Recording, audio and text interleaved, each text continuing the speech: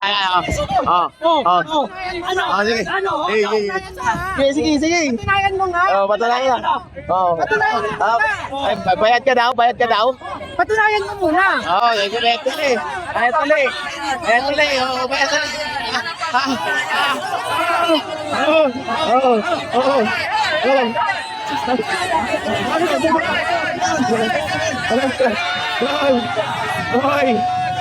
Oy.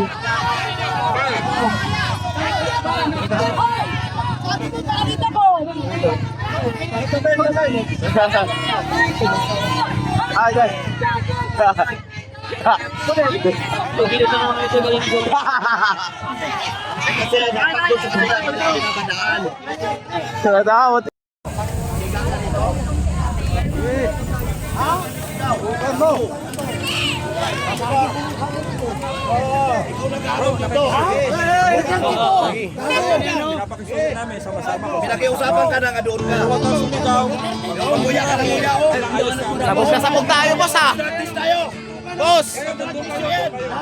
Sabog tayo ha. Uya ka ng uya dyan. Practice mo yan. Kulang na follow up, boss ha. Boss, kulang na follow up, boss. Hoy, follow up, hoy.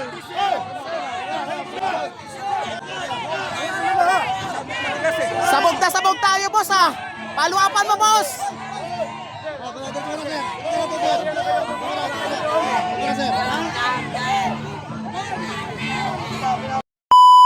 Ang dinulot ng Marcos na muli, akala natin pagbabago. Ito yung malaking panggagago.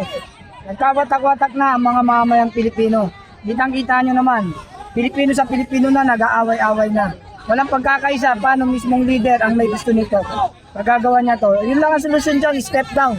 It's better to step down BBM, palitan ng bagong administrasyon. Ganito din ba kay Marcos Sr.? Kay Marcos Sr., hindi naman ganun ganito eh. Kasi ang mga panahon ni Apo Marcos, dahil ako leader din ako ng tatay. Sa totoo lang, ang mga nagwewelga noon, mga nagrarally noon, mga traditional ralista. Yan sila. Oo, yung mga yan. Ito, tignan mo. Ito, mga simpleng mamamayan to. Mga professional, mga OFW, mga talagang taong tahimik sa lipunan. Pero bakit nandito? Bakit naikihalo na sa ganitong usapin? Kasi nga, sa sobrang kahirapan. Sa sobrang panggagago ng gobyerno, ayan ang nangyari. Sobrang kahirapan, puro pamumulitika. Kaya nagkaroon ng ganito dahil sa impeachment na yan. Hindi naman importante ang impeachment. Go to impeachment, VP Sara Duterte. Pero yung mga bayaran, gusto nila ma-impeach si Sara Duterte. Natatakot sila dahil sila yung mga komunista. Takot sila na maluklok ang isang Duterte dahil matatapos na ang kanilang panahon pag bumalik na naman ang isang Duterte. Kaya itong nangyayari na ito, ang ugat ito, ay Pangulong BBM. It's better to step down para matapos na ang lahat. God bless Philippines. Sinasalubong ng mga pro-Duterte, ang mga anti-Duterte mga babae ko at sinisigawan po ng mga bayaran daw di umano itong mga anti-Duterte. Oh. 1 kilo. Ayan. Mga bayad na po sila. Si ate oh. Saan yan, te? Corn beef, libre na nga, ayaw pa nila. Para saan ba yan? Para sa lakad baka, makikita na kay corn beef. Ay si kuya. Yun, doon sa tindahan ni Ate Bam sa gilid na nagsabi na kaya daw sila pumunta dito kasi sinabi daw ng ano nila na kumuha sa kanila may meeting daw. Ngayon, tinanong ng Bilyonaryo News, ma'am, bakit po kayo pumunta dito? Ayun po ang sabi ng namin na nagdala sa amin dito, meeting daw. Paano po maging meeting? Rally po ito, ma'am. Bubo talaga ang kumuha sa inyo. Kaya tuloy-tuloy nyo lang pagka-bubo nyo. Hindi, bubo, may pera yun. Tuloy-tuloy na pag-expose, tuloy-tuloy na pag-alampat at pag-aanap ng Marcos community. Tawid!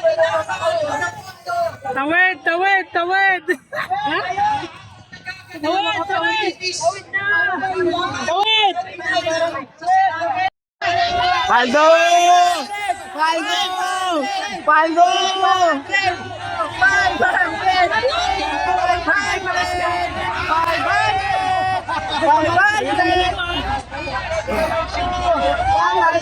Taray! Mama!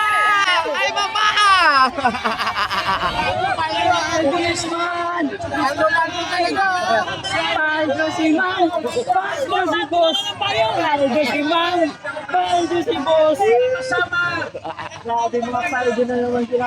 Ang dami na naman pang scatter. May pang rugby. Charot. Rugby. Joke lang man. Paldo! Paldo! Eh! Paldo, paldo, paldo! Oh, Paldo!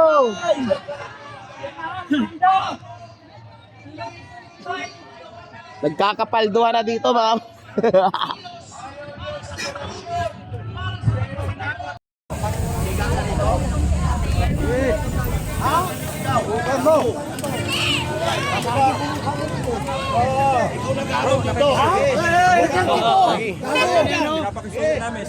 Pinakiusapan ka na nga doon ka.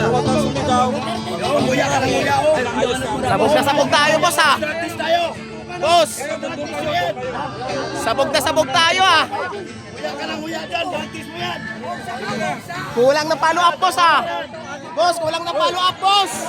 Hoy, follow up! Hoy!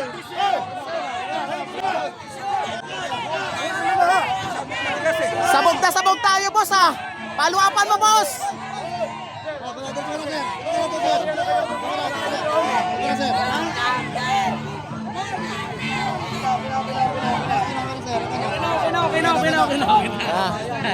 Ay, nanginit si Kong Bilimak. Kaya na.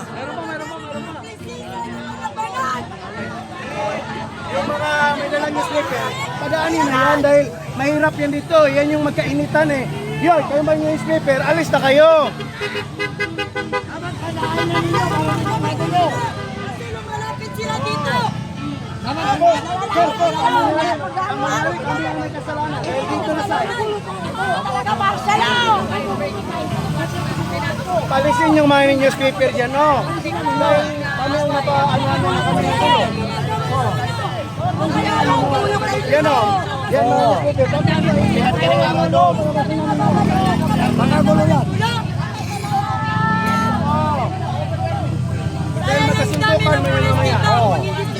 Pero talaga magkakasuntukan dito mamaya. Nanay may newspaper. Dapat kayong mga polis, paalisin niyo yan, papuntahin niyo doon. Ang lugar nila yun doon. Kasi dito, mga palaman doon, puro mga musulman dito. Kahit maliit lang kami, hindi kami mapuntahan. Pwede. Naglabasan! Labas! NPN! May bayan! May bayan! May bayan! May bayan! Labas! May bayan! Bayan!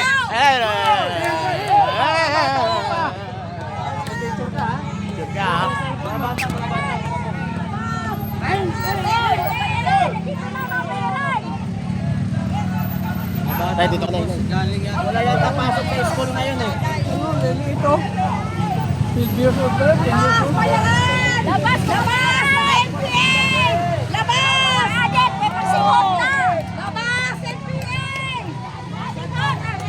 Ano na sila? Grabe tension dito, mga kababayan ko, no? Kamuntikan na may magkasapakan. Oh? Ay, pagsingot na! Ay, pagsingot na! Pumunta ko lang bayan! Oo, bayan ang tayo! Oo, dahil sa 300!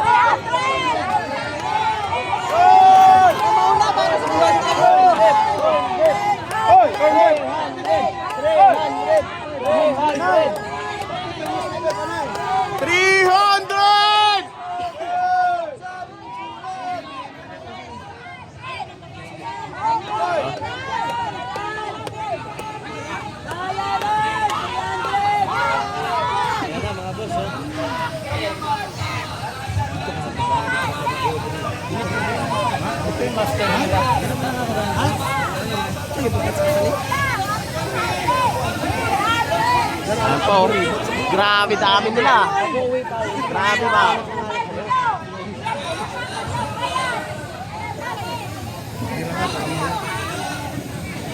Kawawa naman ang mga matatanda ginamit. Kawawa ng 300. 300! Malaking bagay na rin 300 ah.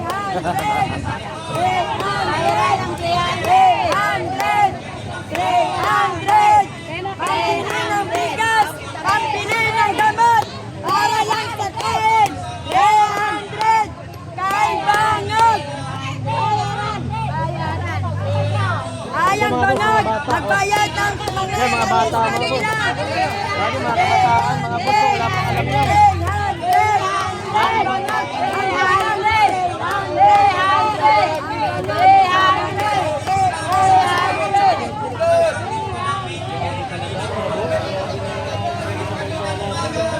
Wala! Kasalanan niya ni Bangat! Pinagpaguli niya mga tao sa Pilipinas! Siya na doon, nagbakasyon! Bago! Bentalo! Bago! Bentalo!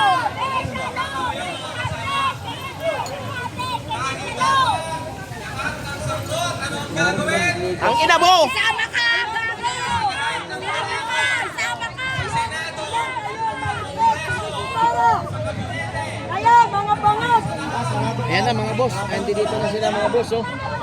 Yung mga Duterte supporters sa kabila. Ayun naman doon yung mga ayan. Mga ano yan. Bayaran, mga bayaran, 300. Bayaran! Bayaran! 300! Bayaran!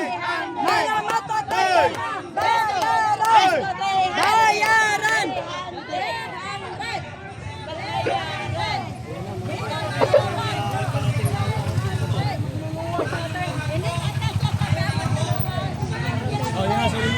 Sino yan? Sino magluluwas? Ayan na. Si ano, Jesus Remulla? Nasaan? Wala.